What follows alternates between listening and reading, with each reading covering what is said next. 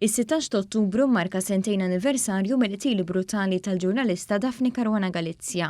Hija kienet inqatlet f'karozza bomba tefa' ta' ġebla l-bot mir-residenza tagħha fil-Bidnija. 50 jum biss wara li seħħ il-każ, il-Pulizija Maltija bis-saħħa tal-evidenza li ġabret b'kollaborazzjoni mal-Federal Bureau of Investigation, l-FBI, uffiċjali tal-Europol u esperti tal-forensika Olandiżi li kollha ġew Malta fuq talba tal-Gvern Malti, ġew identifikati 3 irġiel suspettati li wettqu l-qtil. Vince Muscat, Alfred De Giorgio u George De Giorgio ġew arrestati fl-4 ta' Diċembru tal-2017 f'operazzjoni kbira mill-forzi tal-ordni kollha f'dawk li kienu tinet tal-patata fil-Marsa, 50 jum biss wara li allegatament wettqu dan ir-reat.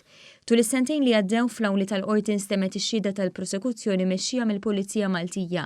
Fosthom instema kif il-bomba twaħlet mal-qiegħ tal-karozza li kienet ipparkjata quddiem id-dar ta' Caruana Galizia u ġiet attivata b'mowbajl minn fuq dajsa li ħarġet mill-port il-kbir. Huma baqgħu jinżammu arrestati fil-ħabs ta' Kordin u llum jinsabu taħt qatt akkuża u qed jistennew il-proċess biex jgħaddu ġuri li mistenni jibda quddiem l-imħallef Edwina Grima.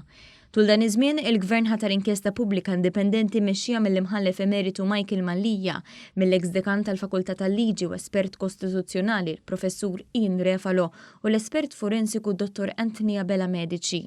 Fost l-affarijiet li se jkunu qed jistħarġu se jkunu qed jiddeterminaw jekk xi entità tal-Istat kienx taf jew kellix tkun taf b'riskju reali u immedjat fuq il-ħajja ta' Caruana Galizia. Fis-stqarrija l-Uffiċċju tal-Prim Ministru kien qal li l-Gvern ħa din id-deċiżjoni b'konsistenza mal-pożizzjoni ċara li dejjem kellu.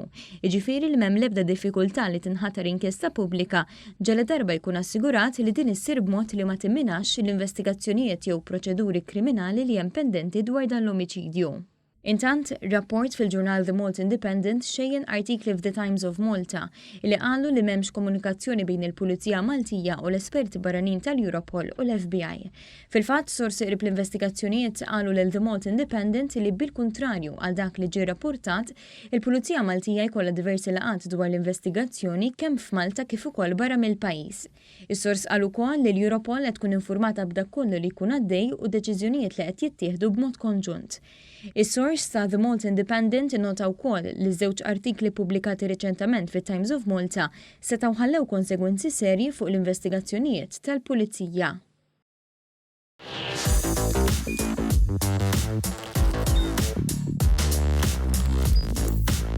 Idħol fuq one.com.mt u hemmhekk tista' tara l-programmi kollha li jxandru fuq One permezz ta' One Play.